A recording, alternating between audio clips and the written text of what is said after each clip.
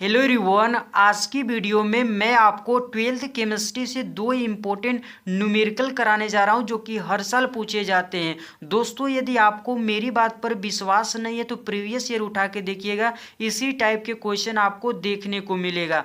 मेरे भाई, ये दोनों क्वेश्चन भी आपके एग्जाम में आया हुआ ही है। तो चलिए आज की वीडियो बिना किसी देरी के स्टार्ट करते हैं।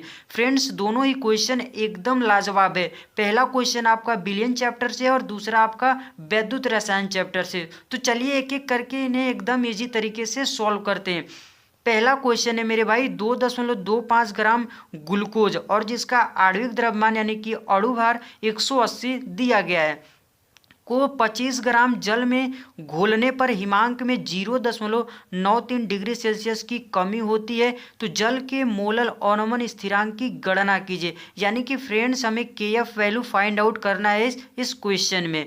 तो आइए एक बार फिर से इसको समझ लेते हैं कि 2.25 ग्राम ग्लूकोज को 25 ग्राम जल में घोला जा रहा है। इससे पता चल रहा है फ्रेंड्स कि ग्लूकोज यहाँ पर क्या है, विलेय है, और जल क्या है, विलायक है। क्योंकि जिसमें घोला जाता है वो आपका विलायक होता है। और दोस्तों, जल जहां दिया रहता है वो हमेशा उसको क्या मानते हैं, विलायक मानते हैं, क्योंकि जल एक सार्वत्रिक विलायक है। उसके बाद दोस्त क्या होता है, घोलने पर हिमांक में 0.93 डिग्री सेल्सियस की कमी होती है। यानी कि फ्रेंड्स, हिमांक में कमी आपका इतना दिया गया है। और फ्रेंड्स, हिमांक में जो कमी होती है उसी को तो बोलते हैं हिमांक अवनमन, और जिसको डेल्टा टीएफ से दिखाते हैं। यानी डेल्टा टीएफ आप इतना दिया गया 0.93 डिग्री सेल्सियस।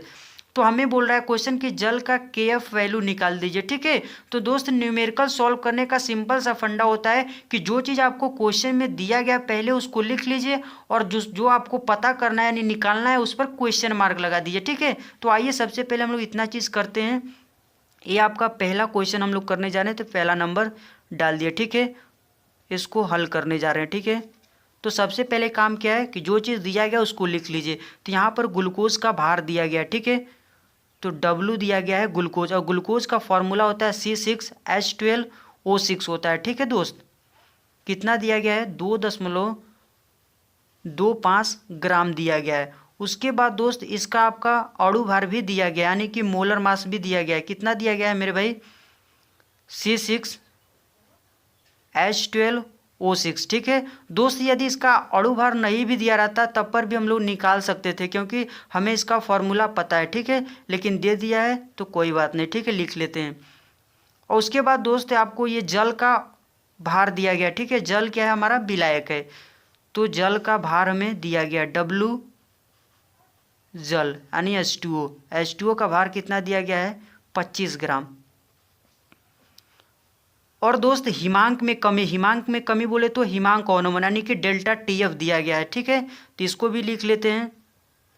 तो डेल्टा टीएफ की वैल्यू कितना दिया गया है, मान दिया गया है 0.93 डिग्री सेल्सियस। ठीक है दोस्त, इतना देकर आपको पूछा गया है जल का मोलल अवनमन स्थिरांक यानी कि फ्रेंड्स केएफ की वैल्यू। ठीक है, केएफ की वैल्यू हमें आपको इस क्वेश्चन में निकालना है। ठीक है, तो कोई बात नहीं दोस्त, बहुत ही सिंपल है। ठीक है, हम जानते हैं दोस्त डेल्टा टीएफ का फॉर्मूला यानी कि हिमांक में अवनमन का फॉर्मूला आपको पता होगा कितना होता है दोस्त, इसी को हम लोग इसमें यूज़ करने वाले हैं।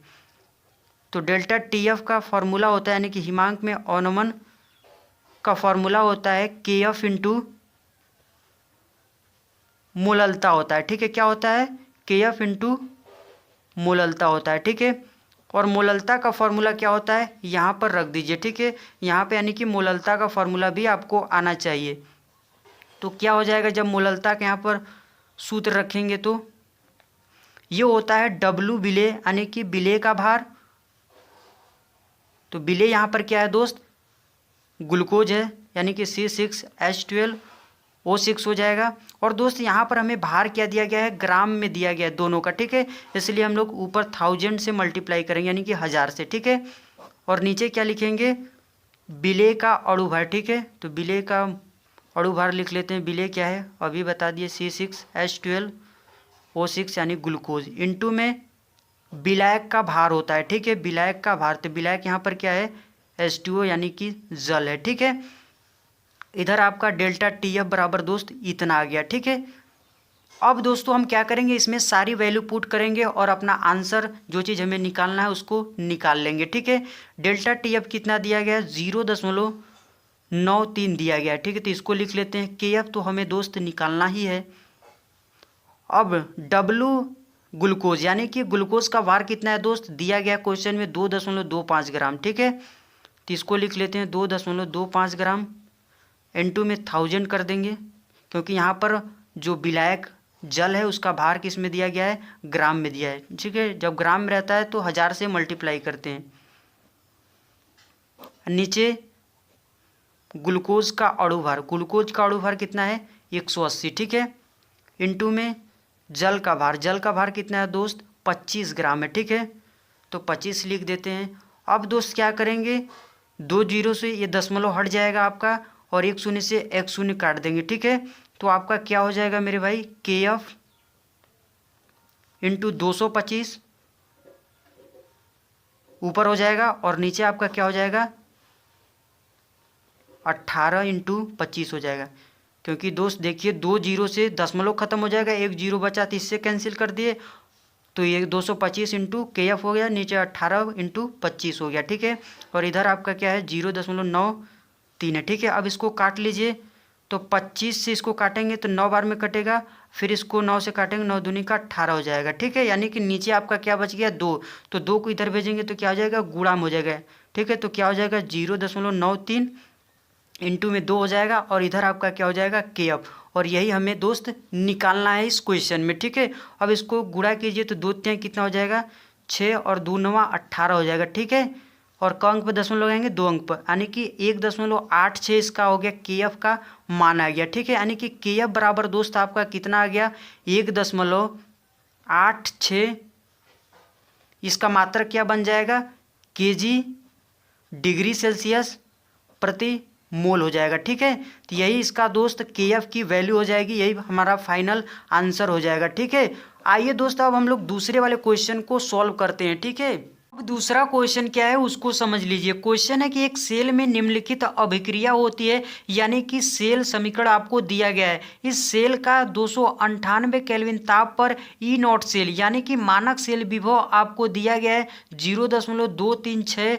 वोल्ट है। तो सेल अभिक्रिया की मानक गिब्स ऊर्जा की गणना कीजिए। यानी कि फ्रेंड्स इस क्वेश्चन में आपको डेल्टा जी नॉट का मान निकालना है। तो फिर से वही जो चीज़ आपको दिया गया उसको लिख लीजिए, और जो आपको निकालना है उस पर क्वेश्चन मार्क लगा लीजिए। तो ये आपका दूसरा क्वेश्चन है, इसको हम लोग हल करने जा रहे हैं। तो दोस्त आपको क्वेश्चन में क्या दिया गया है, मानक सेल विभव दिया गया, यानी कि ई नॉट सेल की वैल्यू दिया गया है। ठीक है, कितना दिया गया है मेरे भाई 0.236 वोल्ट दिया गया। ठीक है, और ये आपको देकर डेल्टा जी नॉट का मान पूछ रहा है। दोस्तों जो डेल्टा जी होता है ये आपका होता है गिब्स ऊर्जा। ठीक है, लेकिन इस पर यदि नॉट लगा देंगे तो ये आपका स्टैंडर्ड हो जाएगा, यानी कि मानक गिब्स ऊर्जा हो जाएगा। ठीक है, और यही इस क्वेश्चन में हमें निकालना है। दोस्तों यदि आपको याद होगा कि जो डेल्टा जी नॉट यानी कि मानक गिब्स ऊर्जा का फॉर्मूला होता है उसमें एन आता है, और एन इलेक्ट्रॉनों की संख्या होती है त्यागे या ग्रहण किए गए। ठीक है, और उसका जुगाड़ हम लोग इस समीकरण से, इस सेल समीकरण से करने वाले हैं। तो आइए इसका थोड़ा सा हम लोग पोस्टमार्टम करते हैं। ठीक है, तो हम देख रहे हैं फ्रेंड्स कि यहाँ पर एफ ई 3+ से 2+ में जा रहा है। ठीक है, तो इसको लेते हैं।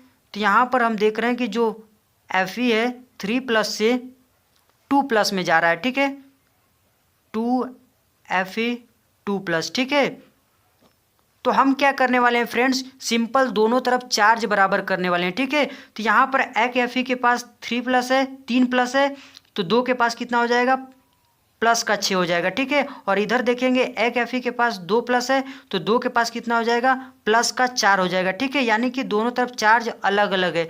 तो हम क्या करेंगे फ्रेंड्स, इधर यदि 2 इलेक्ट्रॉन जोड़ देते हैं तो क्या चार्ज हमारा बैलेंस नहीं हो जाएगा, क्योंकि इसके पास कितना है दोस्त, एक के पास 3+ है, तो 2 के पास कितना हो जाएगा प्लस का 6 हो जाएगा। ठीक है, और इसके पास कितना है माइनस का 2 चार्ज है। ठीक है, तो -2 का चार्ज है, और इसको सॉल्व करेंगे तो कितना आ जाएगा प्लस का 4 आ जाएगा, और इधर भी दोस्त हमारे पास कितना है प्लस का 4 ही है। ठीक है, यानी कि दोस्त हमारे पास चार्ज दोनों तरफ बैलेंस हो गया। तो बैलेंस करने के लिए जितना इलेक्ट्रॉन आपको जोड़ना पड़ रहा है दोस्त, यही आपका क्या हो जाएगा एन की वैल्यू हो जाएगा। ठीक है, तो n बराबर कितना आ जाएगा दोस्त, 2 आ जाएगा। ठीक है। और दोस्त यहाँ पर आप देखेंगे तो यहाँ पर आक्सीकरण संख्या घट रही है, तो आक्सीकरण संख्या किस पर घटती है, कैथोड पर। तो ये आपका कैथोडिक अर्धसेल हो जाएगा। ठीक है। तो यहाँ पर लिख लीजिए क्या है, कैथोड का समीकरण है। तो हमारा n का जुगाड़ दोस्त हो गया। ठीक है। अब हमें क्या चाहिए, अब फॉर्मूला लगाते हैं जो चीज़ चाहिए आपको। ठीक है। क्या चाहिए, डेल्टा जी नाट। तो इसका फॉर्मूला होता है, आपको पता होगा, नहीं पता है तो देख लीजिए, डेल्टा जी नाट बराबर होता है माइनस का n E not cell into में f होता है। ठीक है दोस्त। यहाँ पर n यही क्या है, इलेक्ट्रॉनों की संख्या है, और इसका भी जुगाड़ हम लोग कर चुके हैं। f क्या है दोस्त, यह है फैराडे, और इसका मान दोस्त फिक्स होता है, कितना होता है, 96,500 कूलाम। ठीक है। तो इसको यहाँ पर सिंपल रख लेंगे, और ई नॉट सेल तो हमें क्वेश्चन में ही दिया गया है। ठीक है। तो आइए इसका हम लोग मान निकालते हैं। और याद रखिएगा दोस्त, जो मानक गिब्स ऊर्जा होती है, यानी कि गिब्स ऊर्जा, वो हमेशा क्या होती है, निगेटिव यानी कि ऋणात्मक होती है। इस बात को याद रखिएगा। तो आइए इसमें हम लोग सारी चीज़ें पुट करते हैं। तो माइनस n कितना है, 2 है, अभी हम लोग निकाल चुके हैं। n कितना है, 2 है। ई नॉट सेल कितना है, अभी यहाँ पर दिया गया है, इसको रख लीजिए 0.236 दिया गया है। ठीक है। और इनटू में f कितना होता है, 96,500 कूलाम होता है। ठीक है। यहाँ पर लिख लीजिए साइड में, f बराबर होगा 96,500 कूलाम होता है। ठीक है। तो इसी को यहाँ पर हमने रखा हुआ है। तो आइए इसे जी थोड़ा सॉल्व करते हैं।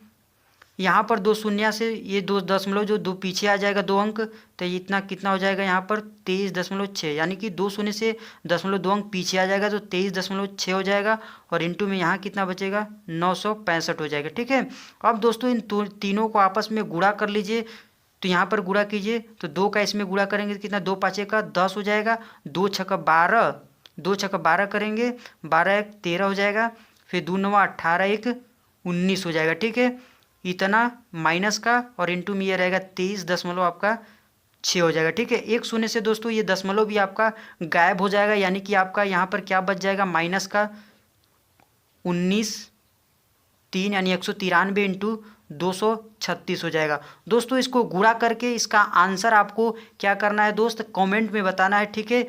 तो तब तक के लिए फ्रेंड्स इस वीडियो में इतना ही। उम्मीद करते हैं ये दोनों क्वेश्चन आपको पूरी तरीके से समझ में आ गया है। फिर भी यदि कहीं डाउट होगा तो आप हमें कमेंट बॉक्स में बता सकते हैं जी। तब तक के लिए फ्रेंड्स इस वीडियो में इतना ही। यदि वीडियो आपको पसंद आया तो लाइक कर दीजिएगा, और अभी तक चैनल को सब्सक्राइब नहीं किए तो सब्सक्राइब करके जाइएगा। ठीक है दोस्त।